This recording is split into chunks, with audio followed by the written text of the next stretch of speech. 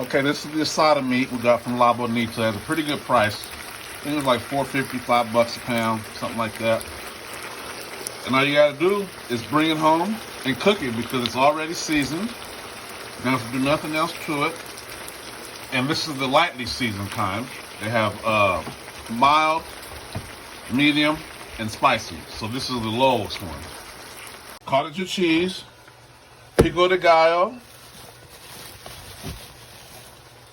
mild green sauce, and we got the small shells to make street tacos, like the kind you get off the work truck and stuff. So this ought to be fun. You know, some cute little tacos or whatever. And bing. We're gonna get this set to put a little heat on our tortillas. So we're gonna use country crock just a little bit, just to help brown the tortillas a little bit. Yes, very nice, very nice. That should do it. Doesn't look like it's too much, but it's okay, it's okay, it's okay, right, Chris? Mm-hmm. Okay, give me 1 second. That one back.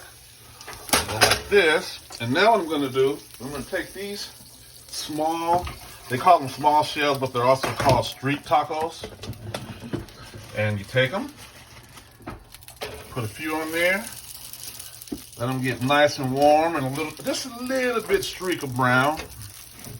You'll be good to go. So we're gonna pile this up like this. We're gonna put this stuff back because it's not being used and it's taking up space. And then we're gonna grab another plate to put the tortillas on when they're done. We're gonna put the finishing touches here. A little pico de gallo there. A little pico de gallo here. A little pico de gallo there. Pico with cilantro. Okay, so let me cut. A little green sauce. Why not red? I don't like the hot stuff. What about black? What about white? And that's the finishing touches. You can turn that off. West Red Lex TV.